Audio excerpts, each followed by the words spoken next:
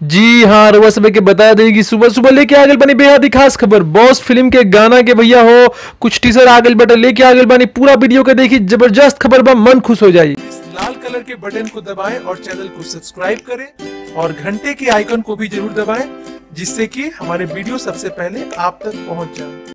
सबसे पहले ये कहा कि भैया वो लॉकडाउन के बीच में एक से बड़ा खबर ना हो सकेला। दबा के वो सब लाइक के बटन पे दबाई और भैया कमेंट में लिखी जय हो गर्दा हो पावर स्टार।